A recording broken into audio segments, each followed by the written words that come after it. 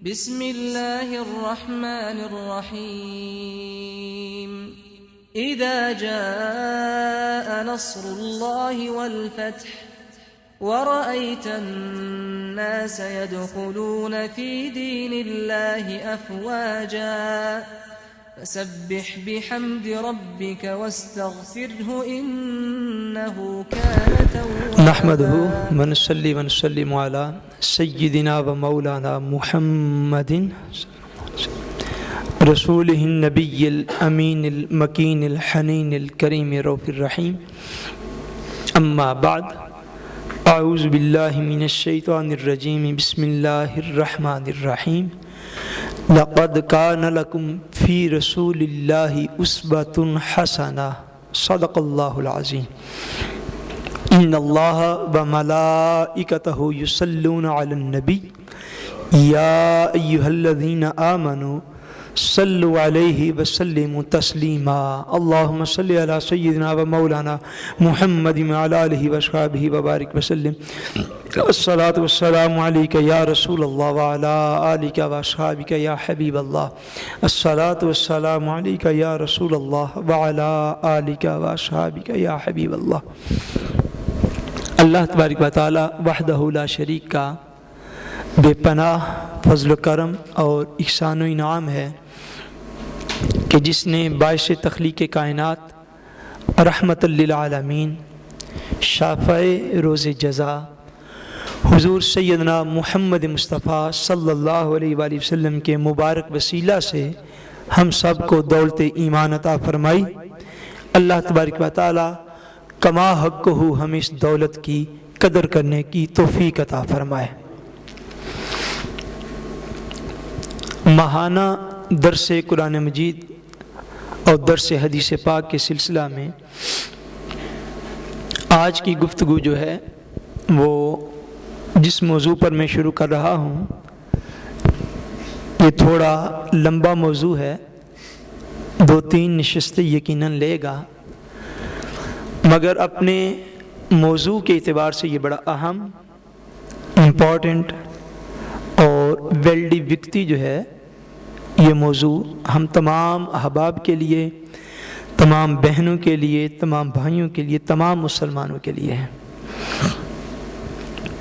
موضوع کا عنوان اور تفصیل اس طرح ہے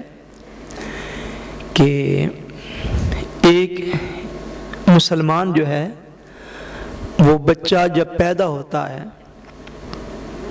تو اس کی پیدائش سے لے کر اس کی تمام زندگی میں جتنے اہم امور ایک مسلمان کو ادا کرنے ہوتے ہیں یا جو اہم دینی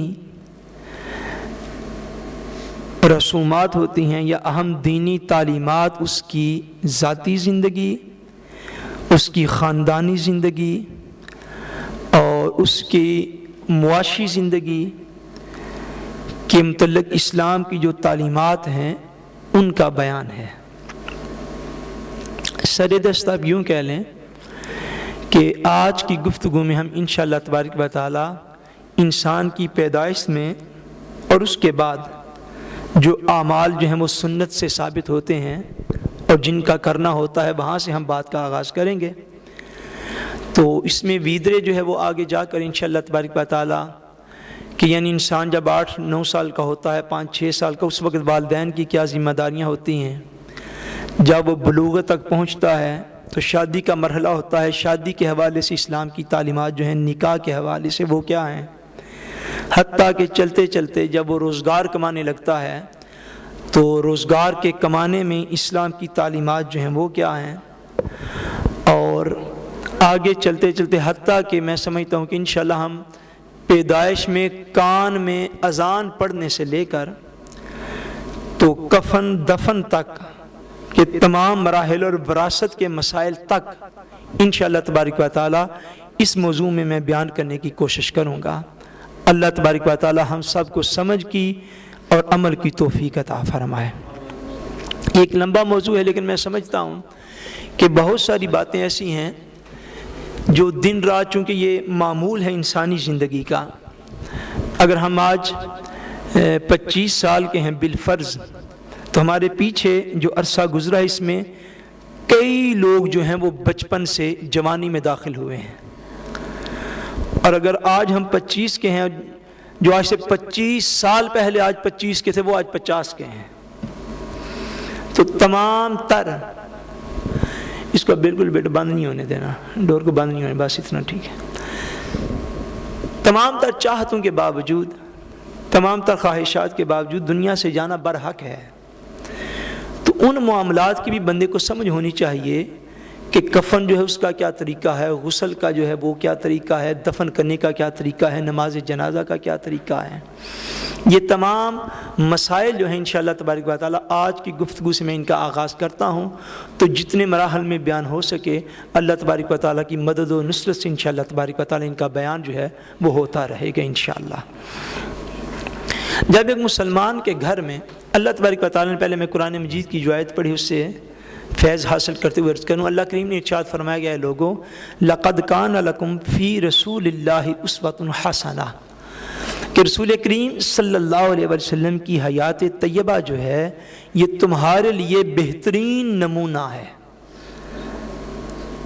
تمہارے لیے بہترین نمونہ حضور کی زندگی ہے، حضور کی سیرت ہے، کہ جن معاملات میں اللہ تبارک و تعالیٰ کا قرآن بھی خاموش رہتا ہے،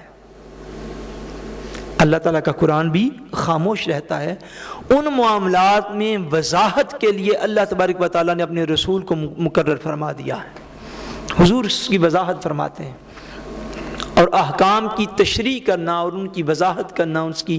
ایکسپلینیشن اور فورکلارنگ کرنا، یہ نبی کریم صلی اللہ علیہ وسلم کا منصب عالی ہے۔ سو اس لحاظ سے ہم یہاں سے شروع کرتے ہیں کہ جب ایک مسلمان کے گھر میں اللہ تبارک و تعالیٰ اولاد عطا فرماتا ہے تو سب سے پہلے اس کے کان میں اذان پڑھنا جو ہے یہ سنت ہوتا ہے، اس کو صاف ستھرا کرنے کے بعد، غسل دینے کے بعد اس کے کان میں اذان دینا جو ہے یہ بولیے نا سنت ہوتا ہے۔ یہ کیا ہے؟ سنت ہوتا ہے، تاکہ بچہ جب دنیا میں آئے تو سب سے پہلے اور بہت جلد جو کلام اس کے کانوں سے ٹکرائے وہ اس کے رب کا نام ہو، جس نے اس کو پیدا کیا ہے، جس نے اس کو اس دنیا میں بھیجا ہے، تاکہ اس کے شعور میں بھی یہ بات بیٹھ جائے کہ جتنی دیر وہ مجھے زندگی دے اتنی دیر میں نے اس کی اطاعت کرنی ہے، اتنی دیر میں نے اس کی فرما برداری کرنی ہے۔ جو ہی وہ آنکھ کھولے دنیا میں آئے تو سب سے پہلے اس کے کانوں میں اللہ کا اور اس کے رسول کا نام ڈال دیا جائے۔ دائیں کان میں جو ہے وہ اذان پڑھی جاتی ہے اور بائیں کان میں اقامت جو ہے وہ پڑھی جاتی ہے۔ اس کے بعد اسلامی تعلیمات میں یہ چیز جو ہے وہ موجود ہے کہ بچے کے پیدائش کے 7ویں روز اس کے سر کے بال اتارنا، اس کا عقیقہ کرنا اور اس کے ختنے کرنا جو ہے یہ بھی سنت کے حکم سے ثابت ہے۔ اور یہ اسلامی تعلیمات جو ہیں کہ بچے جب پیدا ہوں تو ان کو کس طرح جو ہے وہ اسلامی رسومات کیا ہیں یا اسلامی تعلیمات کیا ہیں، ان کے ساتھ کیا بیہیویئر کیا جائے، کس طرح کیا جائے، یعنی ہر تہذیب کا کہہ لیں، ہر مذہب کا ایک اپنا کلچر ہوتا ہے۔ عیسائیوں کا ایک اپنا کلچر ہے، جب بچہ پیدا ہو تو اس کے ساتھ جو وہ معمولات رکھتے ہیں، یہودیوں کا اپنا ہے، سکھ ازم کا اپنا ہے، ہندوؤں کا اپنا ہے۔ تو اسلام کا اپنا کلچر اور اپنے احکام ہیں کہ جب بچہ پیدا ہوگا تو اس کو کس طرح جو ہے وہ آگے رسومات جو ہیں وہ ادا کی جائیں گی، حکم کس طرح ہوں گے۔ موسٹلی طور پر تاریخ کی کتابوں کے اندر، سیرت کی کتابوں کے اندر، احادیث طیبات کے اندر جو یہ تعلیمات ہیں نا اسلام کی کہ بچہ جب پیدا ہو تو اس وقت آپ نے کیا کرنا ہے،